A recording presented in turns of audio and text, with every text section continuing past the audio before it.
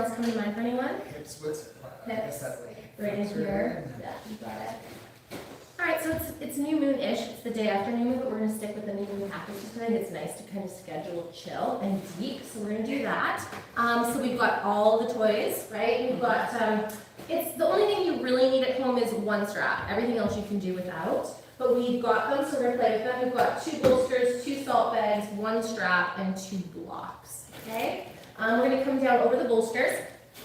If your back is sensitive, you could have like a towel or like something here to make it a little cushier on your pelvis, and you could have a little mini wool here, whatever works for you. And then we're gonna come in nice and close to that bolster. If it feels like it's too intense, you can come away from the bolster, but see how close you can get it. And you wanna have it so it's a T, like a capital T, so that you've got a slope from your forehead down to your chin, and you can keep a nice neutral neck. Have your props handy, because we're gonna use them. Push into your feet, give your butt a little wiggle. It's always good to set yourself up so that you can straighten your arms, right? So you can always move your bolsters down a little bit. You don't necessarily have to move your mat, you can just move your bolsters down. And then I always like to kind of just release my pelvis a little bit before I settle in, give it a little rocking, and then bring that pelvis down. And then we're gonna walk the feet in nice and close. Because I have blocks, I can use salt bags, and the trick is not to have the edge of the block digging into the thigh. So I want to take my blocks and put them on my thighs and then open my knees so that my thighs are supported by the blocks, but it's not like the edge or the corner of the block is digging in. So if you have your legs together, you put your thighs symmetrically, put your blocks symmetrically on your thighs, and then you just open your legs, you'll find that the blocks kind of catch the thighs. And then if you have blocks, you wouldn't want to weight the hips if you didn't have blocks.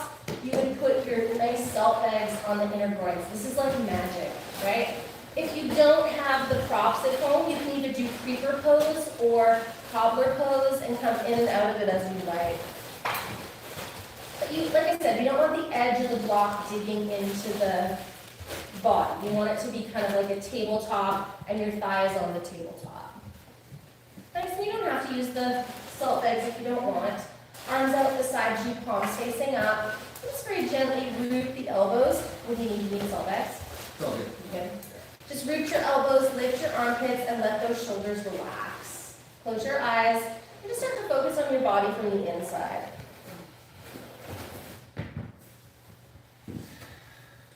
And just noticing when you inhale that the breath expands within your still body. Excuse me, noticing when you exhale, the breath contracts.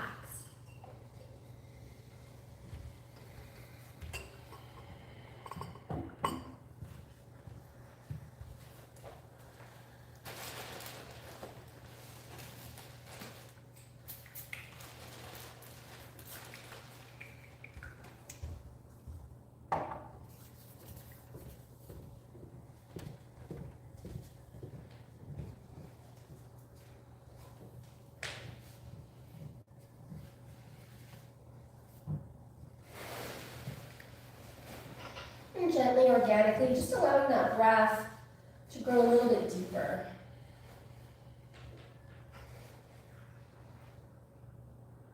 When you think the lungs are full, taking another little sip.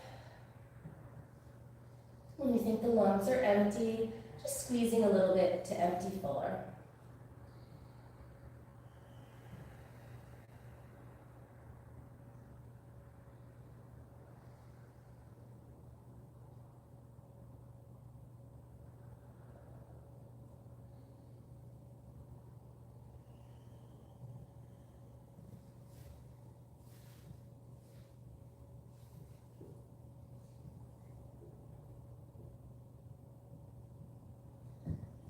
Continuously focusing on your body from the inside. Focusing on that gentle movement of the breath within your still body. Now that we found the rhythm of the breath, we begin to count. Inhale, body expanding, 1. Exhale, body contracting, 1. Inhale, body expanding, 2. Exhale, body contracting, 2. Inhale, body expanding, 3. Exhale, body contracting. 3. And so on and so forth. Continue to count each and every one of those breaths.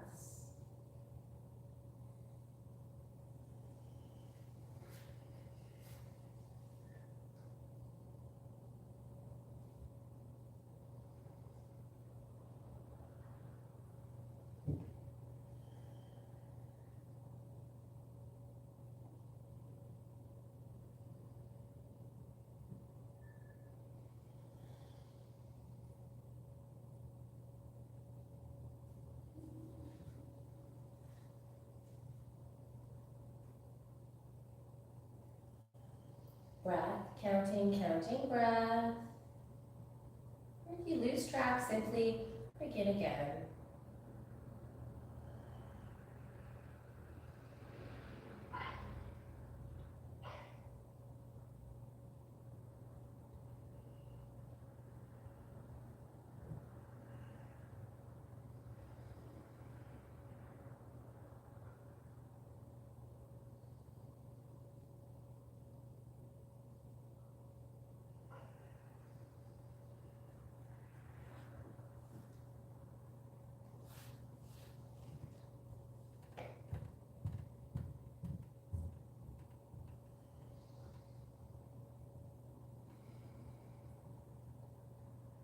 Let's count 10 more rounds of breath, just like that, before we once again return to our natural breathing.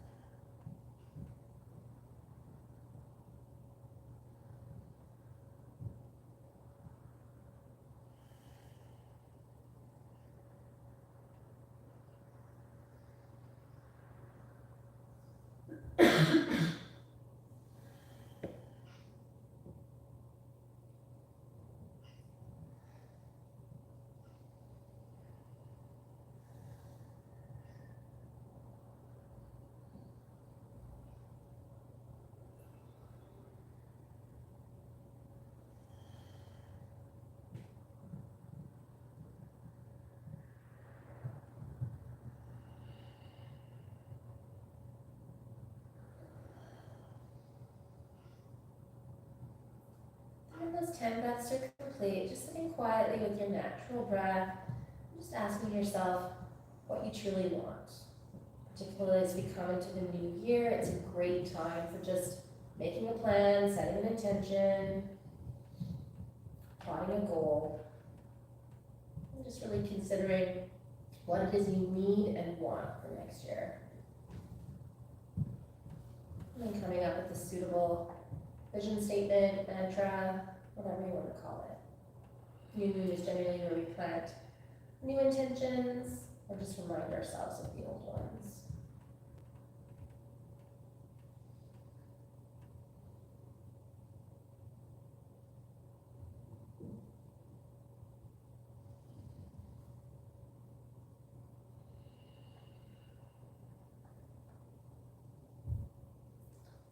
Just mindfully adjusting the salt bag, placing one beside you, taking the second one if you have to, if you don't need them. But I like to have it, when I'm doing the belly, I like to have it diamond shaped so that it comes right down to my pubic bone, gets my inner groin hip flexors, and kind of taps in underneath my rib cage. We're then going to bring our knees up. We're going to walk the feet apart. We're going to take our strap and we're going to slide it underneath the sole of that right foot. You can lift up your pelvis and lengthen it a little bit if you like. And then I'm going to take that strap, once I get my leg nice and straight, I'm going to take that strap to what I call the high arch, which is where the arch meets the heel. And that's a point of that needs great release on a lot of people. And then we're just going to tap towel dry starting in that spot. And then we can towel dry up and down the arch, creating a little bit of heat in that space.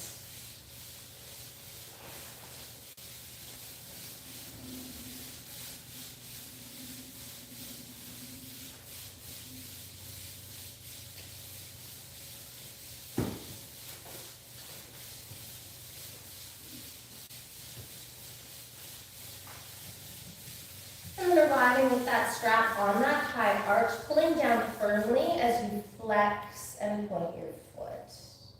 Again, you're going to take that leg as far away as you need to in order to have a straight right leg. And if it feels easy to hold your leg in that place, you can straighten out your left leg, keeping the rotation neutral on both legs. And then arriving with a flexed, neutral foot, no wrinkles, and let's draw circles with the heel. So just using our arms to move that hip bone from inside the hip socket, right? So that femur is moving inside the hip.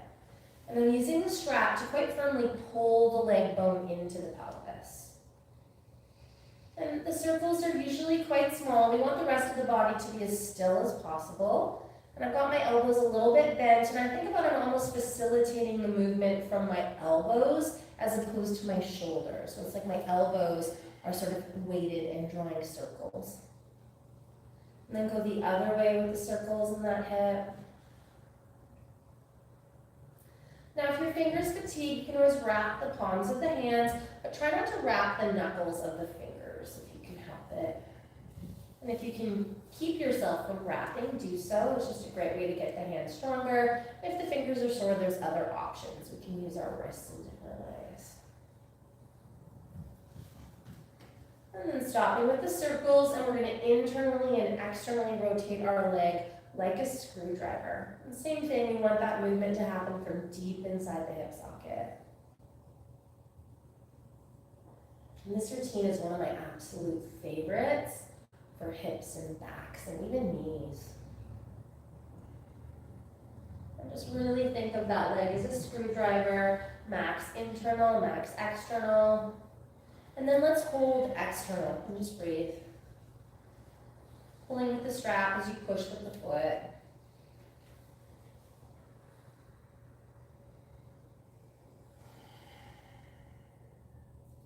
And then back to neutral. Let's go internal rotation and see if we can hold that.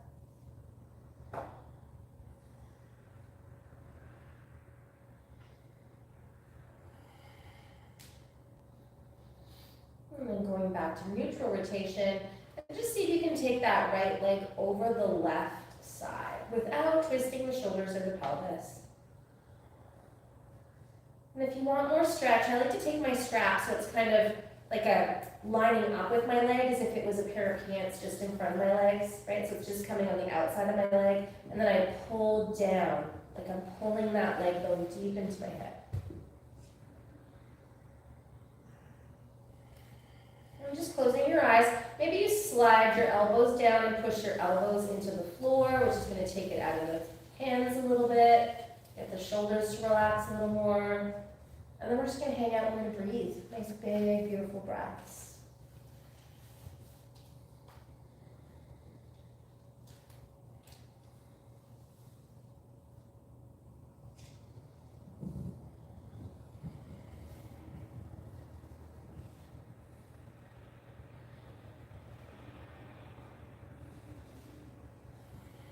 Let's go 10 more full, deep breaths here. Maybe you can even plant a seed of intention with each and every one of those breaths. Or maybe if your mind's busy, you try counting your breaths.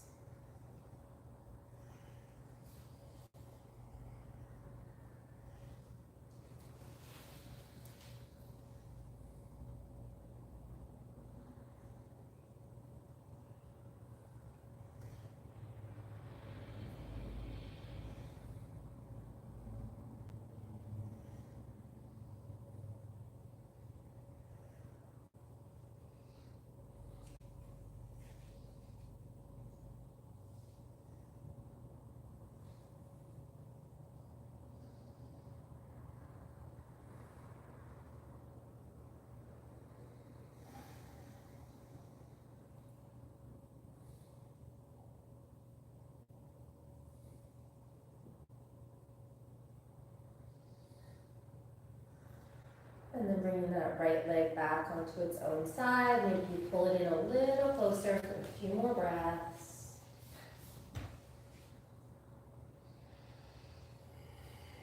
Really fire up your foot, fire up both heels, like both heels are digging into imaginary walls. Then just remove your strap and see if you can hold that leg there. And that's a great indication of range, right? So if you have a hard time holding your legs straight, then you want to remind yourself that you're better off to keep that left knee bent, right? This is just teaching you sort of if we're maybe pushing a little too far. If it's still hard, you can bend that right knee, which is an indication that maybe you should have that right leg a little further away from you when you're doing this series. Let's see if we've got 10 more big breaths here. See if you can breathe into the belly and get that salt bag moving with each and every one of those breaths. So as you inhale, you're going to feel the belly lifting the salt bag up. As you exhale, you're going to feel the belly dropping beneath the salt bag.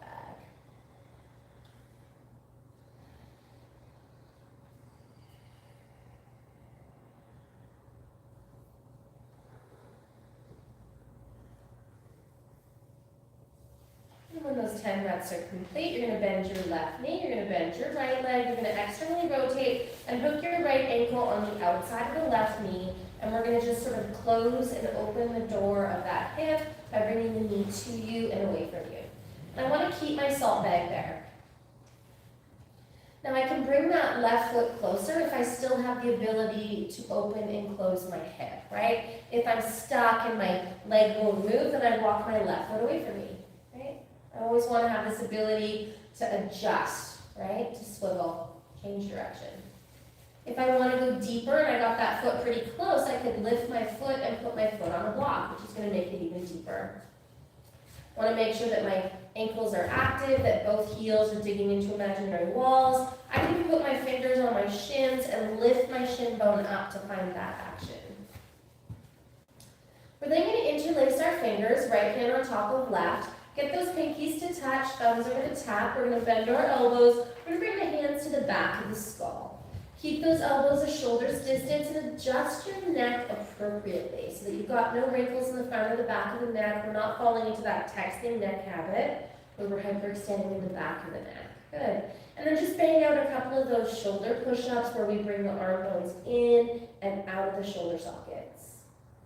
Remember, if the hip becomes too intense, at any point you can always walk that left foot away from you, right?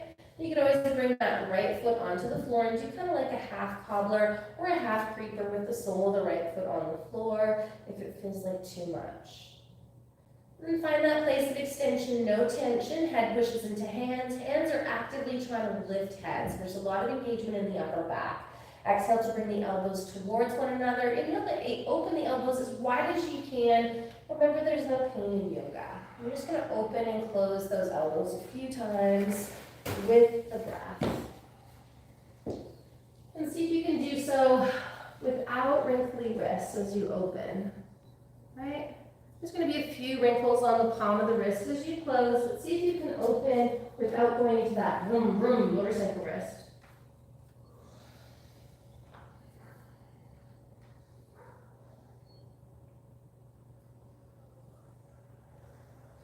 And then take the elbows right over the shoulders and let's draw circles with the elbows. We're looking for symmetry here. Noticing if we're allowing that right arm bone to sink into the right shoulder a little bit more or the left.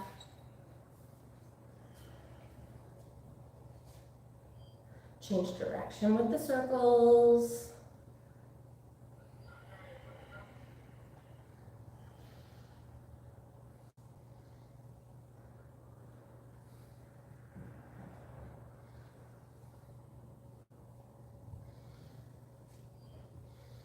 And stopping with your circles, take those elbows as wide as you can comfortably and just hold open.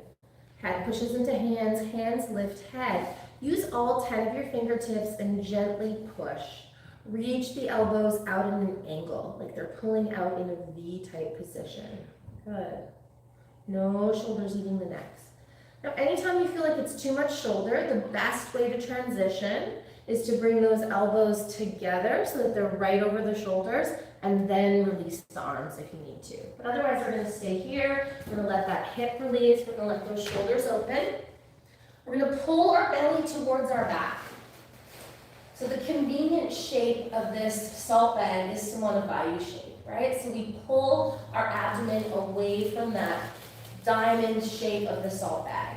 And then we imagine we're trying to slide the muscles and the flesh of the abdomen up underneath the front rib cage, right? So we're pulling our belly away from the salt bag and sliding it up underneath the ribs.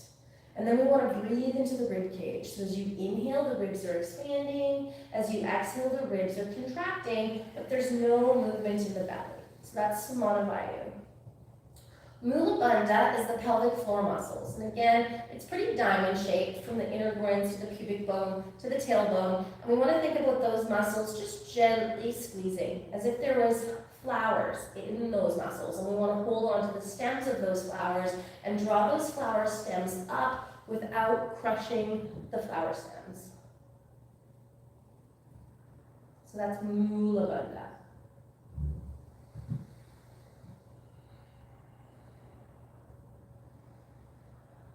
And with that body and that blocking cage, really think about moving the breath up into the ribs, the shoulders, the side body, the back body, the front body, and all the spaces in between.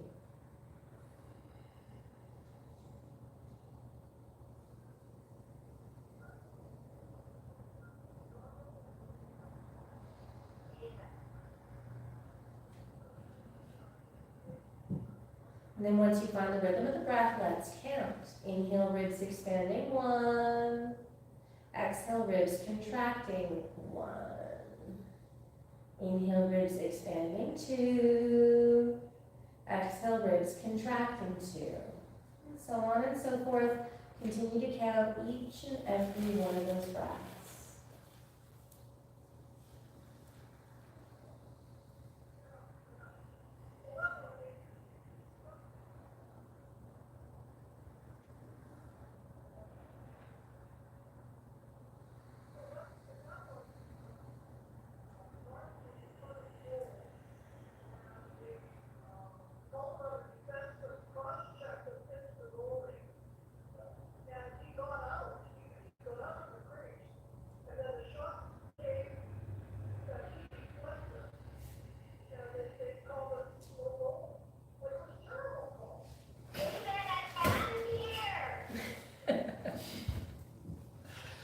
If we don't have anybody muted, let's deal with that.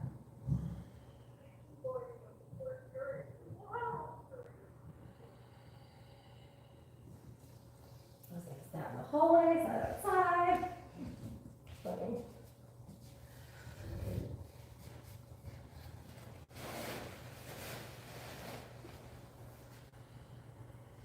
Makes us so grateful for the studio, right?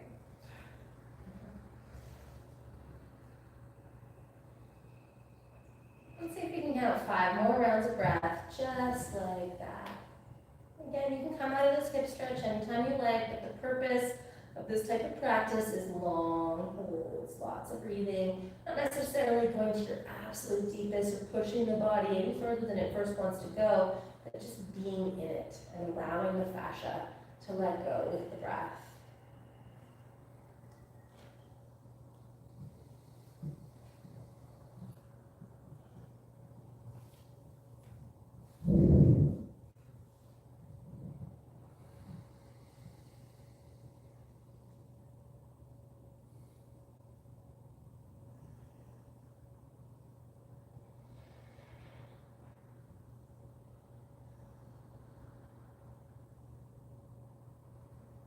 And then when those breaths are complete, no rush, you're going to bring your elbows back over your shoulders, lift up your head, but arrive back down with a neutral neck, and then have your palms over your sternum, palms facing down. So we haven't lost the interlacing yet. Wrists are as high as the elbows, elbows are at a shoulder's height. We're lifting those elbows up at an angle, and then we're going to flip the palms to us and away from us as we pull those elbows apart. We want those hands right over the sternum as opposed to over our face. And we're rotating as much as we can without the fingers slipping. And then we're going to arrive with the palms away from us, and we're going to straighten the arms. Good. Find extension, no tension, and then we bend the elbows. We're going to flip the palms to us, and then we're going to straighten the arms. Now the trick here is I don't want to bend at my fingers. I'm bending at my wrists. Good. And then I'm going to bend, flip, straighten, bend, flip, straighten. I'm just going back and forth.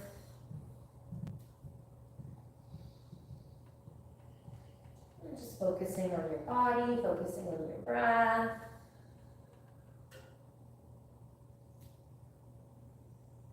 Now the next time you straighten with the palms facing down, hold there. Again, no bend in the fingers, lift and reach with the wrists. Pull the wrists at an angle. And then nice and slow, start to bring those arms towards the ears. And just go to where you don't have to bend the elbows, right? And where it's the right amount of stretch for you. And so most of us in this position probably won't come to arms to the ears. We might, but see what happens. And then just find a place where you can hold and breathe.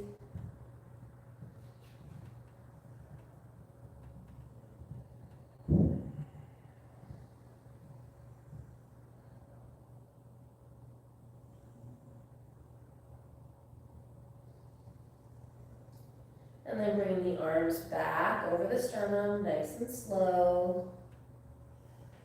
Bend your elbows, flip your palms, straighten your arms, and then again bring those arms towards your ears, nice and slow.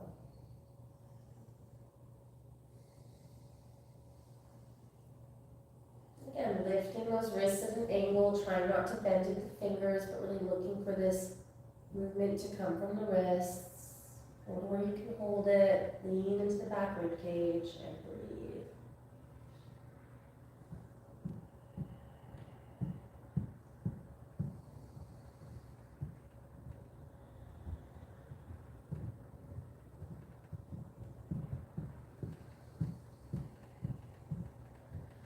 And then nice inhale to bring your arms back, up and over, bend your elbows, flip your palms, release those arms beside you. And just let those shoulders melt over the bolsters. And beautiful breaths.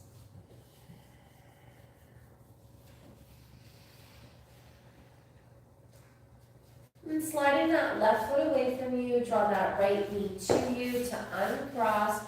Straighten and bend that right knee a couple times, just to release it. And then bring that foot onto the floor, feet side by side, lift up your pelvis, give it a little wiggle. And if you found you slid down the bolsters like a slide, just bring yourself back up the bolsters. And next time, see if you can find a little bit more back rib. So by the back ribs rooting, you won't slide so much. Lift up your pelvis, get a little wiggle, bring it down, try and keep it pretty level as you strap the left foot, right? And we strapped high arch, so where the heel kind of meets the arch, and then we start by towel drawing that spot. And we want the priority to be a straight left leg. Then we go up and down the arch.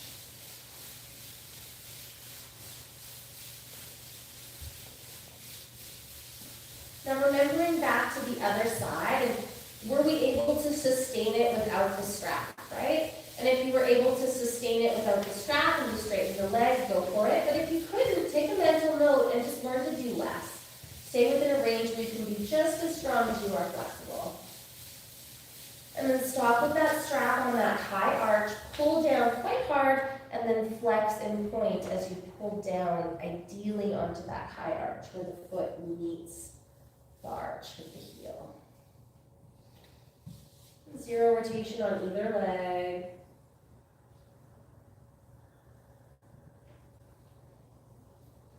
And then flex that left foot in nice circles with that left heel. So I like to think about the pelvis as the base of the joystick and the left leg as the joystick. And the joystick is moving in perfect circles. So just noticing if there's kind of a sticky spot where you kind of spill maybe some pop into your joystick. And make sure you don't avoid cleaning out that spot, right? Because that's just going to ruin the joystick.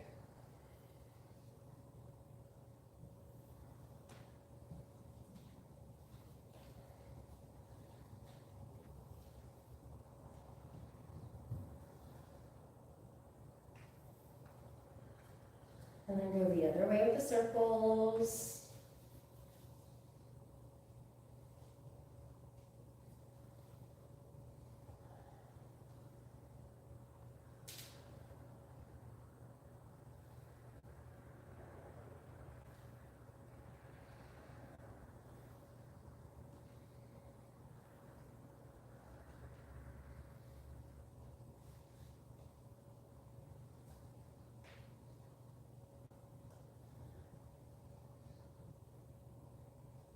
Really pull that leg bone into the hip as you do this.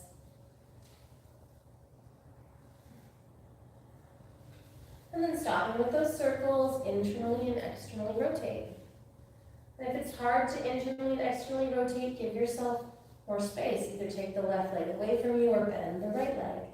But again, I like to think of our bodies kind of as vehicles, and if we're, unable to maneuver the body, right, and change directions, then we want to do less. We want to slow down, and we want to be less kind of ambitious so that we can actually move the body in the poses. And then hold an external rotation. Remember, you can always wrap your palms, but do your best not to wrap those fingers.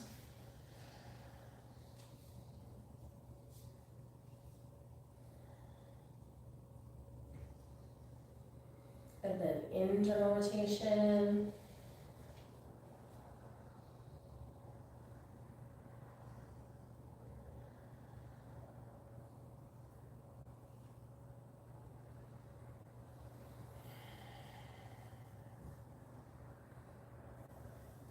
And then neutral rotation, and take that left leg over the right leg. And I like to kind of take the strap reins and kind of line them up with the inside and the outside of the leg, so that when I pull on the strap, it's pulling that leg bone right into that hip. And you can put your elbows on the floor if you want to. And we want like a neutral rotation here. But because external rotation is so dominant, we might want to think internal rotation.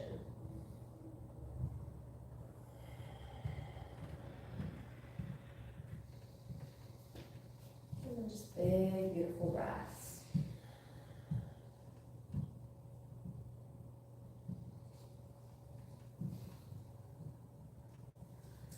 And the harder I pull that leg down into my hip, the more intense that stretch will be, particularly at the attachment points.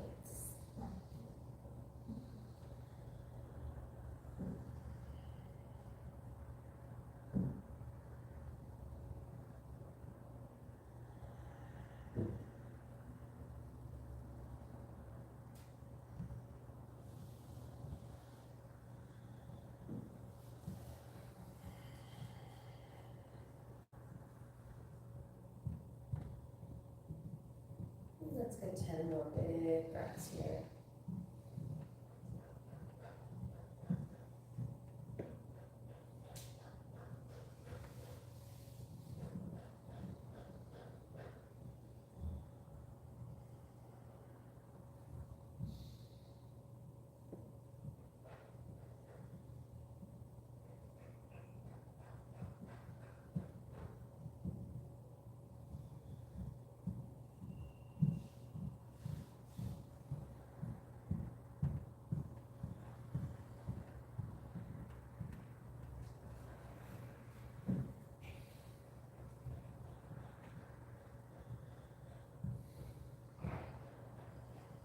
And then bring that left leg back to its own side.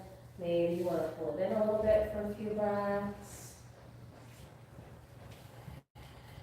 And then we're going to dig both heels into imaginary walls, fire up both feet.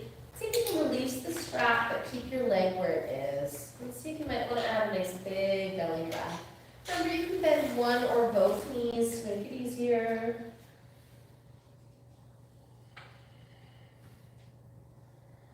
Let's go 10 big belly breaths right here.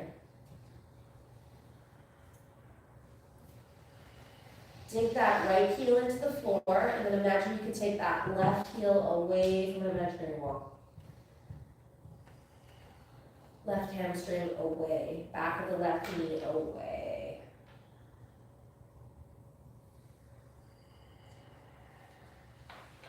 And then when those 10 reps are complete for you. You're gonna bend your right knee, you're gonna bend your left knee, you're gonna externally rotate and hook that left ankle on the outside of the right knee. If you want less, you walk the right foot away from you. You want more, you bring the right foot to you, but you want to be able to close and open that left leg like it's a book, right? So the knee should be able to move to you and away from you without the pelvis moving. And then there's always the option to put a block underneath the left foot, which is again going to increase the stretch a little bit. I like to imagine my heels are digging into something, so maybe you put your finger on your heel, you find that. Maybe you put your fingers on your shins and you lift up, which can be a really good release for some people. And then when you remove the hand, you just think about keeping that muscle memory. We're going to interlace our fingers, this time left hand on top of right, thumbs tap. Elbows are right over the shoulders as we bend in the transition. We lift up the head, we put the hands behind the head like a pillow. We lift our chin so there's no wrinkles. We reach the elbows just right away from the shoulders, and then we're going to start with some shoulder push-ups where we take the arm bones in and out of the shoulder sockets. So just training ourselves what our range is and where our shoulders like those humerus bones to be placed. The shoulders prefer symmetry, and they like the arm bones to be almost all the way out, but not quite. So let's see if we can find that, and then we're going to exhale to bring the elbows to one another, and we're going to inhale to open the elbows without those arm bones moving in and out of the shoulders like we did in the previous exercise, without the fingers moving. Head is rooting, hands are lifting. Arriving with the elbows touching, lungs empty, arriving with the elbows wide, lungs full. Remembering, we can always walk that right foot away. We can always do a creeper or a cobbler with just one leg if it feels like too much to be in this number 4 pose. And arrive with the elbows right over the shoulders and make circles with those elbows. Nice, slow, controlled circles.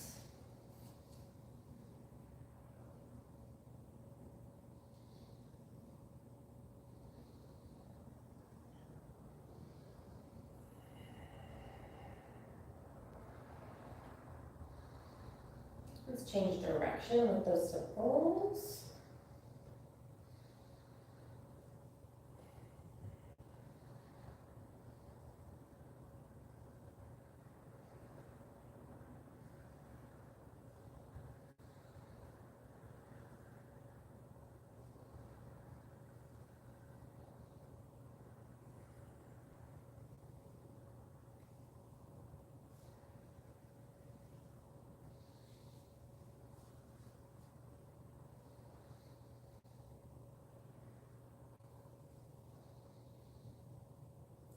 And then stopping with the circles, open those elbows to a place that's comfortable to hold. See if you can get rid of as many of the wrist wrinkles as possible. Relax your shoulders, close your eyes, pull your belly away from the salt bag and slide it up. Fire up your feet, fire up your legs.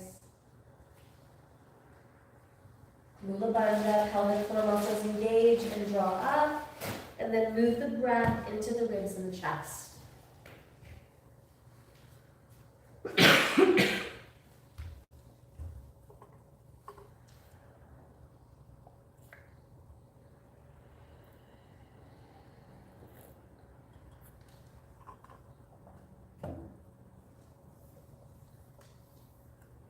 Focus on your body from the inside. Focus on that gentle movement of the breath within your still body.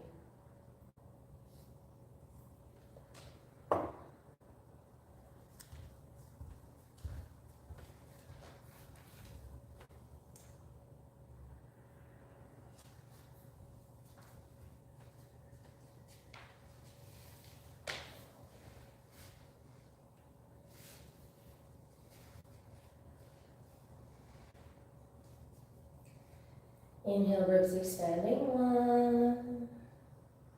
Exhale, ribs contracting, 1. Inhale, ribs expanding, 2. Exhale, ribs contracting, 2. So on and so forth. Continue to count each and every one of those breaths.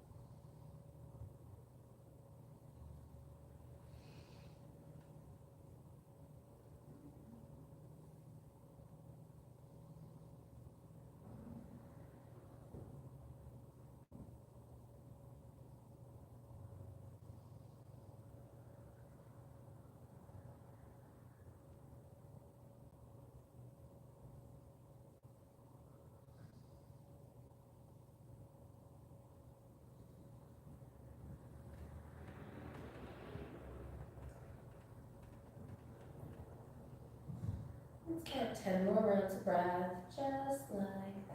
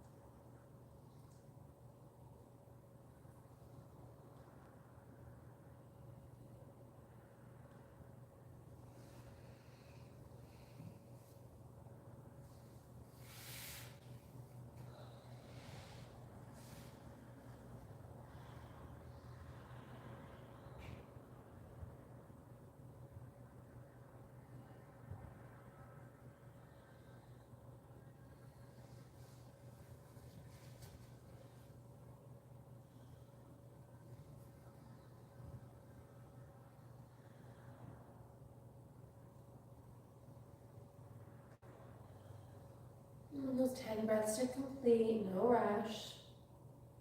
You're gonna bring your elbows over your shoulders. You're gonna take your hands over your sternum, palms facing down, pulling the elbows apart. You're gonna flip your palms away from you and to you. Without the fingers slipping, you're pulling the elbows away from one another. And then with the palms facing us, we're gonna straighten the arms. And then we're going to bend the arms, and then we're going to flip the palms to face away from us. We're going to straighten, and we're going to bend. And we really want to try and control the humerus bone in the shoulder socket. And we're not bending at the fingers. I know this is hard. Do your best to bend at the wrist, especially when the palms are facing down. It can be really tempting. Now the next time you straighten your arms, you're going to hold palms down, palms up, doesn't matter. Relax the shoulders, and then without changing the arms, just bring the arms to where you can hold it without changing the arms. And so we may not go very far, it just depends. And you just come to a place that's comfortable to hold, and we lift the wrists at an angle, right? They pull apart, but they pull apart and up at the same time. Just go 5 big breaths here.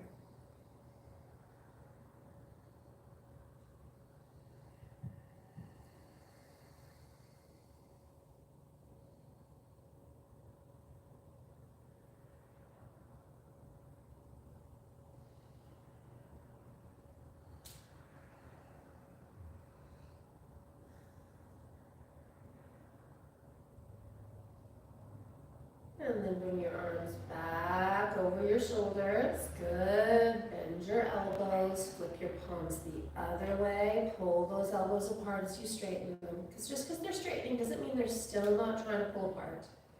Lift the wrists at a Y-type shape, like a V, and then slowly bring those hands towards your ears without those elbows changing. Try and stabilize the elbows. Try and stabilize the shoulders as you bring those arms overhead.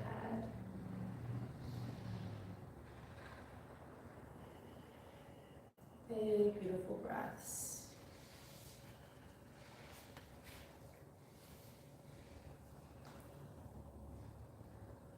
And I swear by long hold number 4, right? And if you've got bolsters at home, even better. You can do this on your bed, you can do this on the floor, like Stephen watches TV like this, and I swear it saves his back, right? It doesn't have to be all epic. Maybe this is the year you get bolsters for yourself for Christmas. Long holds, right? You can multitask if you need to. It's better than not doing it, right?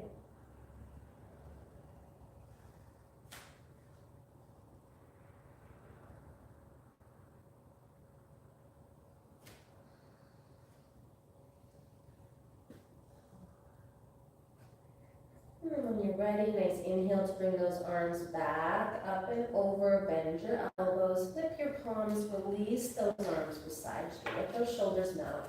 Let's walk that right foot away from us, draw that left knee to us to uncross, open and fold that knee a few times.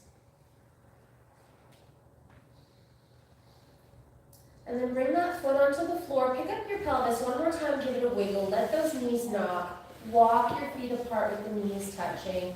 Baby toe edge of the foot straight so you're slightly pigeon-toed. And if you want to put a salt bag on your body, you can move it up. I like to have one sort of upper chest, just below my collarbones. It's really calming to the nervous system there. And then I love to have my diamond on my lower abdomen. And then let's find our deepest, fullest breath. And if you find that by holding onto the bolster is a better option for you, or your arms beside you is a better option for you, whatever you like. But let your breath be the priority here. With each exhale, allow yourself to let go. And with each inhale, allow yourself to invite in.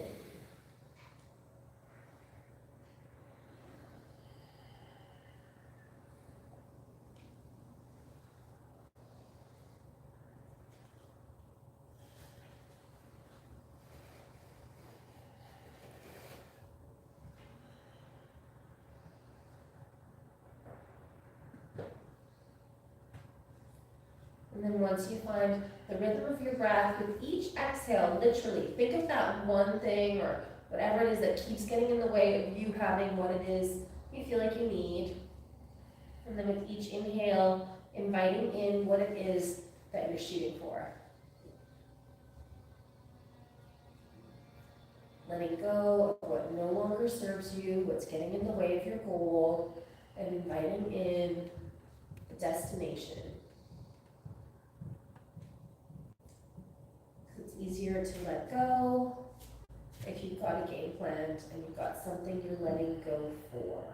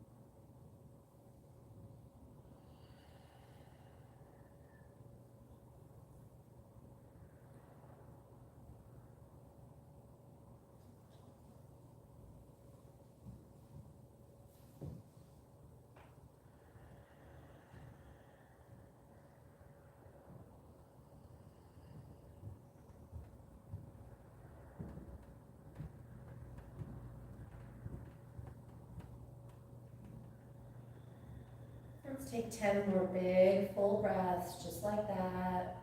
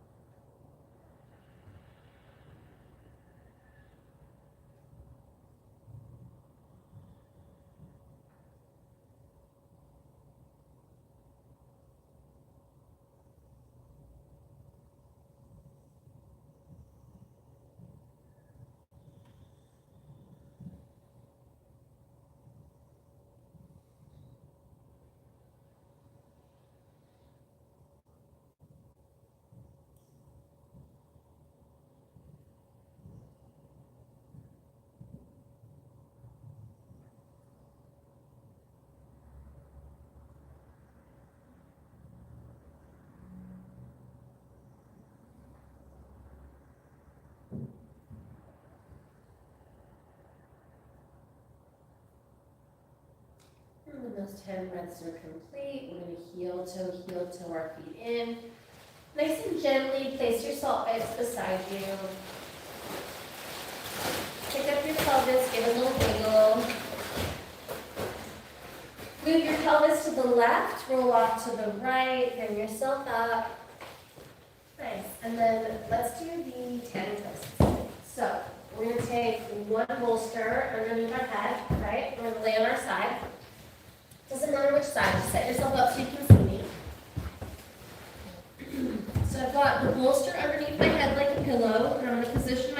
so it's as neutral as possible. I'm going to take one block behind my pelvis, right? And then I'm just going to start by having my palms touching. So if my palms are touching, I know my shoulders are stacked, I've got a nice neutral neck. So my thighs are at a 90 degree angle with my belly, and then my ankles are forward so that my knees are also at a 90 degree angle, okay? If this is hard for you, you can always move your thighs away from you so you've got more of a 120 hip flexor crease, okay? And then we're going to start just by lifting that top leg up so it's neutral. And then we're going to push the bottom leg down as we lift that top leg up. And then we're going to straighten and bend that top leg without the thigh moving, right? So just straighten and bend. Trying to keep the knees level. You've got your block here so you're not moving your pelvis. And then we're going to straighten that top leg and we're going to dribble a basketball. So we're just going to move up and down. You can go up and down a little down and up and down a little up. We're just finding that opening and closing the book of the door. And I really want you to feel the bottom leg pushing down into the floor quite firmly. And then we're going to lift that leg up so it's neutral. It's a hips distance, right? And then you're just going to go like a pendulum, forward and back. And as I bring my leg forward like a scissor kick, I'm going to really sit that top booty down, right? So I'm pushing my butt down into an imaginary chair. And I'm going as far back as I can. Really take your time to go back. This is a really healthy movement. Right? I'm just going back and forth like a pendulum. Bottom leg is rooting firmly as I go back and forward. And again, this is teaching me my range, right? Can I keep my legs straight the whole time? And the next time that top leg comes up, take it up to where you can hold it. And just hold it up. And just hold it, hold it, hold it, hold it. And again, this is showing you your range. So you're going to come into a kick and you're just going to hold it. You're going to feel that booty. And that's good. So other way, Keith. Pendulum the other way. Yeah. Let's go 5 more breaths here.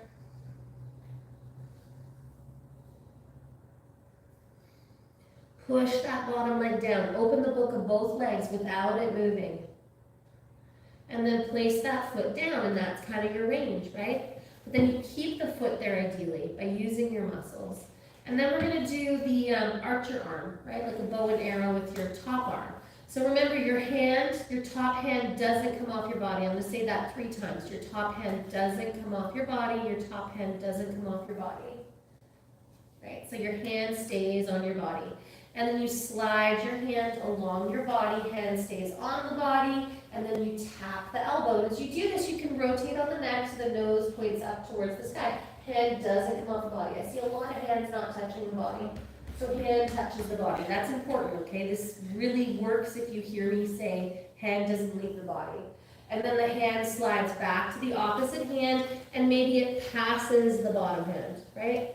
And then you just kind of go back and forth, and the top hand doesn't leave your body. You see if the elbow can touch. It's just different, right? And this different, not lifting the hand, gets really incredible results, right? Particularly with how the humerus bone is placed in that upper back, and that sort of, particularly if we have that kind of hunchy back. Nice. Now this is another thing where you have to listen really carefully. If and only if the elbow stays on the floor, then the hand can come to the floor. But the elbow is 100% not allowed to be floating. And I'll say that 3 times. So if I say something 3 times, it's because you're probably not listening, right? So you really want to hear it, okay?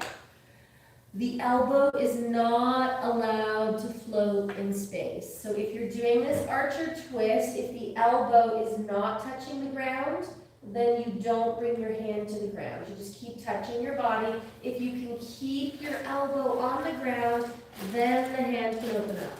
But it's not good for you to be floating an elbow, right? It's just not good. It's better for your neck if you keep your hand on your body, if your elbow doesn't push into the floor. Now the next time we open up, we're gonna open up as much as is comfortable for us. So it's either hand on the body, right, or elbow on the floor. If the elbow's on the floor, it can be both hands on the floor. Now if both elbows are on the floor, I can pick up my ribs and I can twist a little deeper. I can use my hands to adjust my bolster. But if my top elbow isn't down, my hand is touching my body, okay? Now I can go deeper by straightening the bottom leg away from me like a scissor kick, like an intense leg stretch, right? And then I pull my elbows apart, right? I just reach with my elbows, my neck is neutral so I can adjust my pillow, try and get no wrinkles in my neck so that my ears are equal distance from my shoulders and my shoulders are level with my pillow. And we are going to hang out here because this is one of the best poses to spend some time in. That's why we call it the tanning twist, because if we tanned like this, we'd feel a lot better in the summer.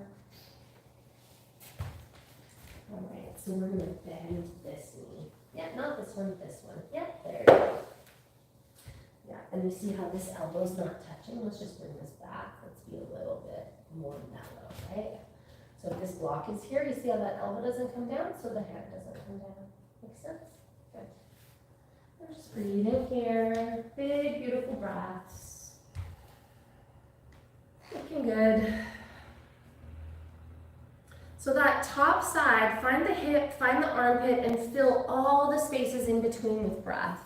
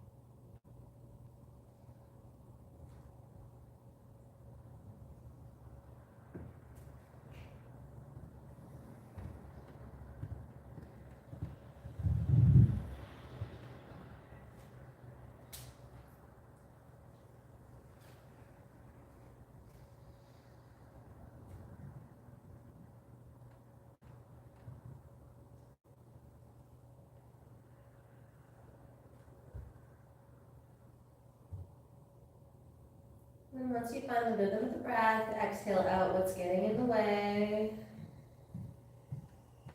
Inhale in what you're trying to create.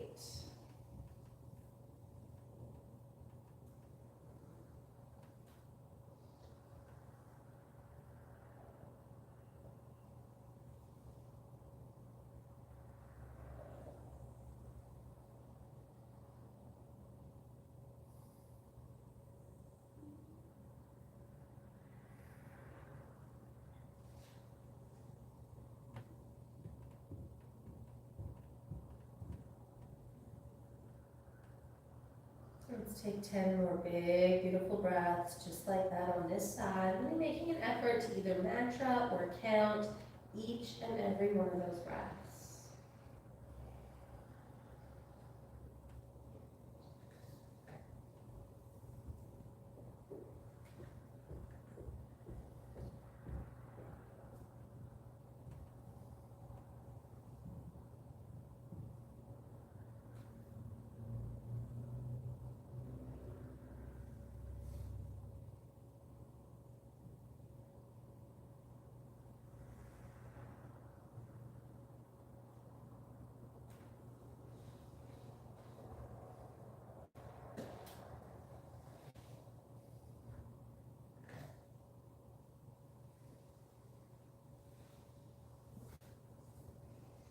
When those 10 breaths are complete, that top hands, in with them, join the bottom hand.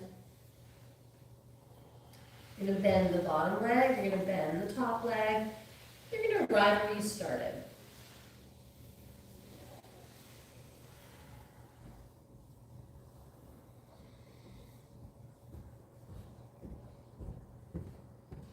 Just take a few breaths here.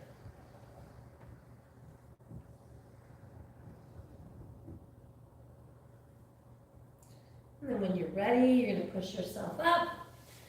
And you're gonna come over on the other side. So you can turn over if you want, as long as you know that you know what you're doing, you don't have to see me. You can just kind of roll over to the other side. I'm gonna take my pillow to the other side of my mat. I'm gonna bring my head down. I'm gonna have my bottom arm straight, my top arm on, my bottom arm. Knees stacked, hips stacked, ankle stacked, at a 90-degree angle. And this block is great because it shows you you're twisting your pelvis. So we're gonna take a block, we're gonna put it right on our pelvis. And then we're gonna stack those hands.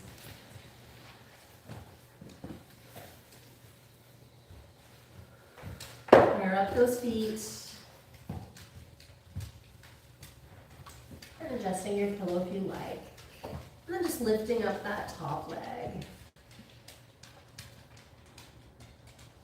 Just holding there and feeling like the bottom leg is opening just as much as the top leg is opening. I feel like both legs are closing just as much as they're opening. And then see if you can do a shin lift without the knee or the quad moving. So you keep the ankle and the knee at that height and you just straighten and bend the leg without this thigh moving away from you. Right? And ideally the hip crease is at about a 90, but if that's too hard, you move the hip crease and the thighs back. Good. And then we straighten the leg, and I like to call this dribble the ball. It's also open the book, close the book, right? Hamstrings are lifting, quads are pushing back, calves are lifting, shins are rooting. And you can either go forward or back a little bit as you dribble your ball. I like that. That can be good. Shoulders aren't moving, pelvis isn't moving. And then we arrive with the kind of a balance between the opening and the closing of the leg, and we pendulum. Let's try and pendulum back as far as we can. We're not bending our knee here, right? And the elbows are stacked, the shoulders are stacked. We're not moving that block underneath the pelvis. And we're just really still opening that bottom leg.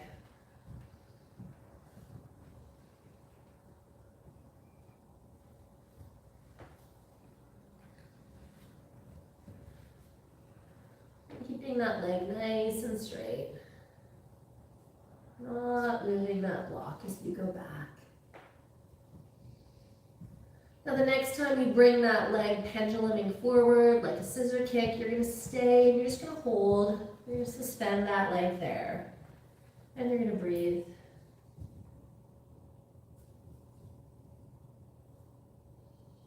Five more breaths here.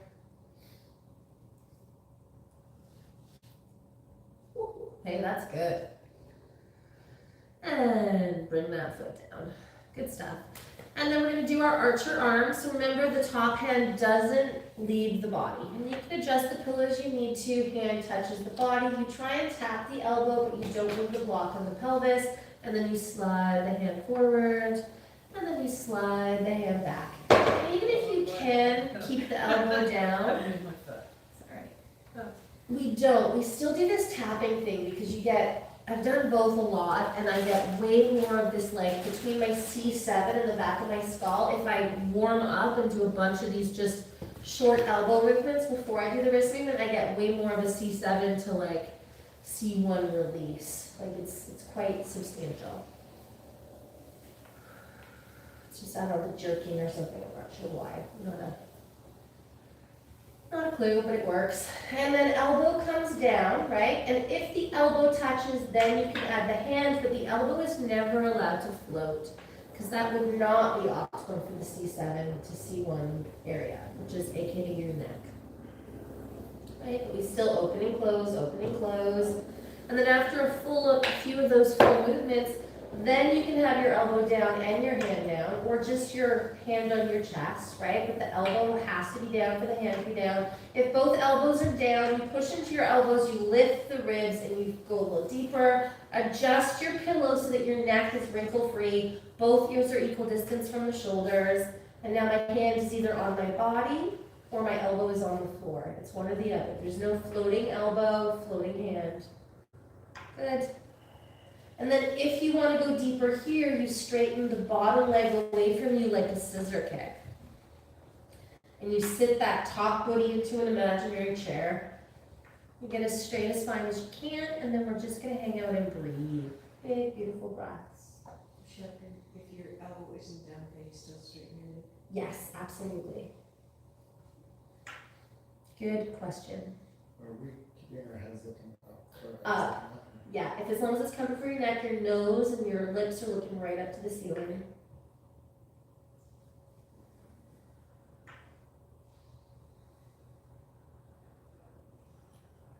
And then just big, big, beautiful breaths. And then once you find the rhythm of the breath, do what keeps your mind in your body, right? If mantra works for you, great. If counting works for you, great, right? We want to use some type of a technique to keep your brain with your body.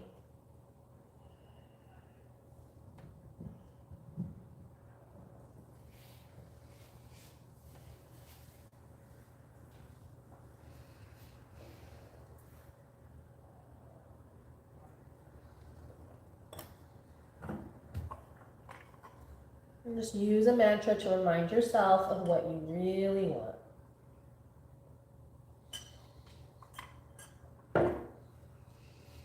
My mantra's the same as last year. I can't even say it properly. I'm trying to do less screen time. It's hard, right? With these little phones in our pockets all the time. Such brain sucks.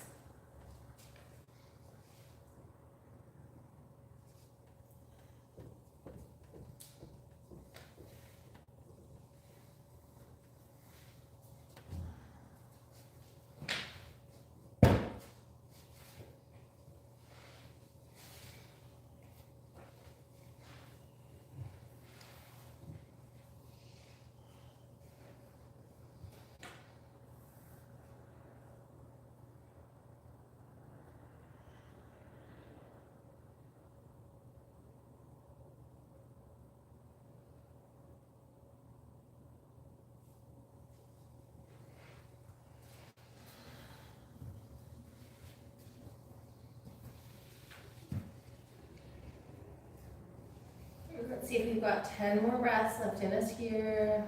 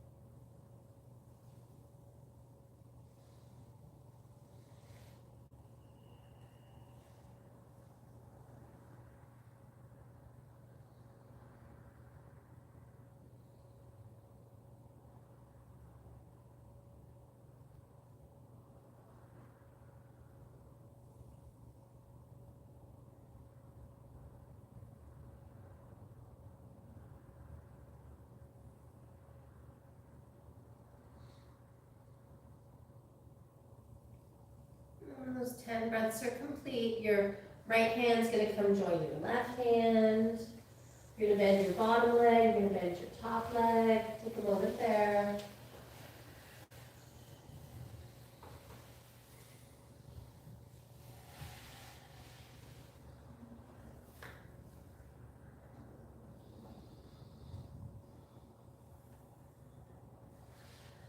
And then we're going to push ourselves kind of up, move that. We're going to come onto our backs from here.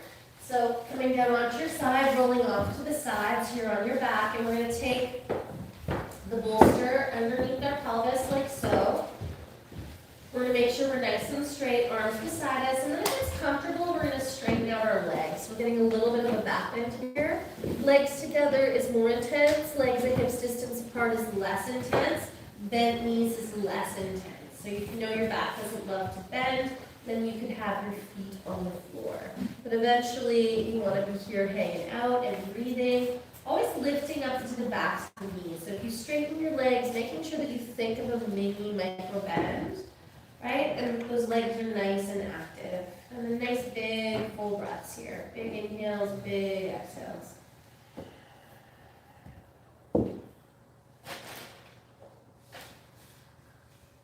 And if you're straight legs together, and it doesn't feel deep enough for you, then walk your feet back to you, and you could add either a block underneath the pelvis or another bolster. Both would work. And then you just go back into the posture with double the height. But you want to make sure that that's 100% comfortable and that your ribs are flush, that they're not kind of popping out of your body.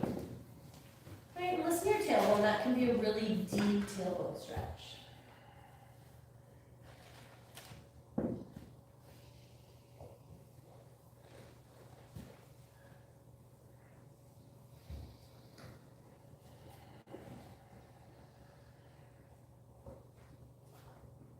Dig those heels in, lift up the backs of the knees, bend the knees for less stretch.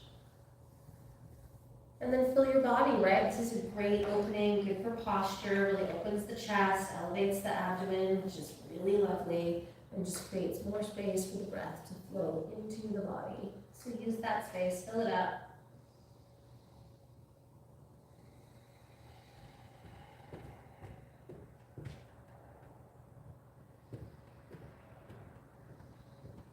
Take 10 big, beautiful breaths here.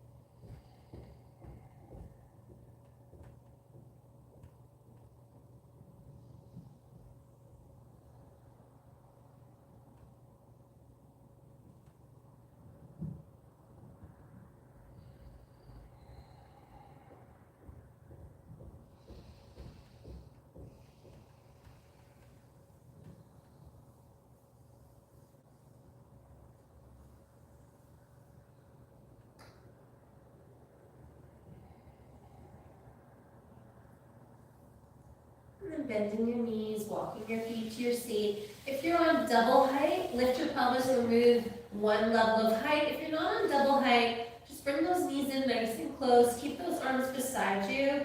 And with your pelvis elevated, just do like little twists from one side to the other.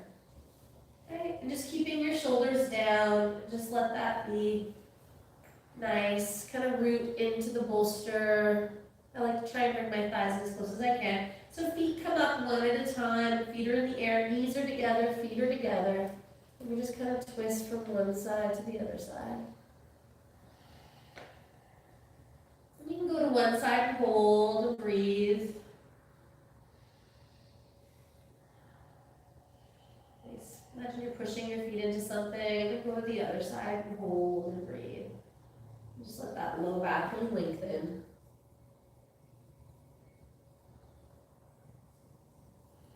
And then bring those legs to center, and just draw those legs to you.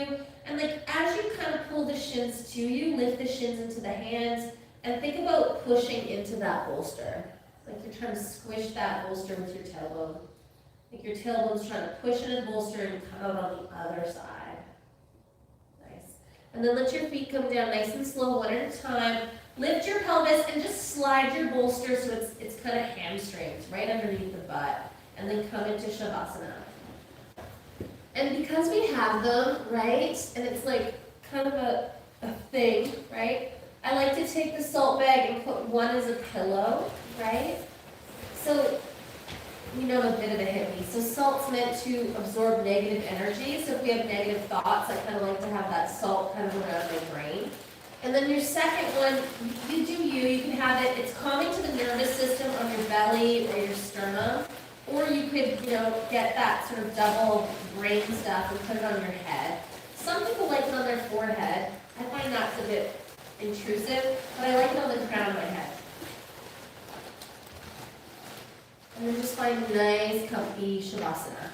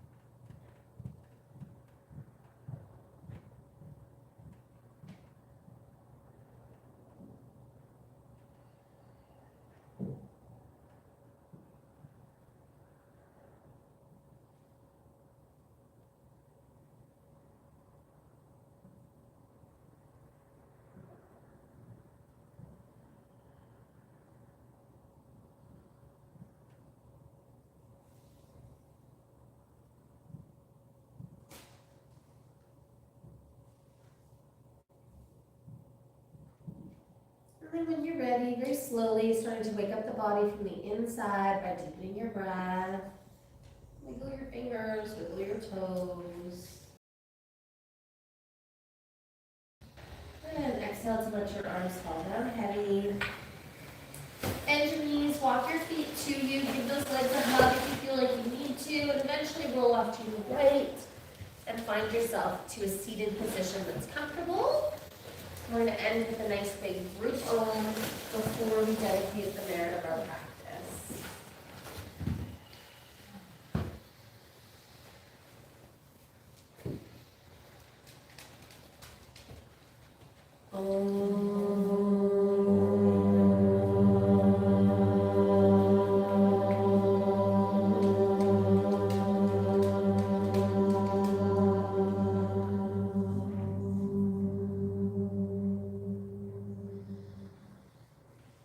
Maybe use this class to be mindful of our thoughts, because it's those thoughts which become our words turn into our actions form our character, and our character chooses our destiny. So be mindful of our thoughts. Thank you so much for joining me today and sharing your practice. Namaste. Namaste, everybody. Thanks for joining. Wow. I think we'll go back. If you want You go slow. You shot my socks on. I'll get it and I'll give it back.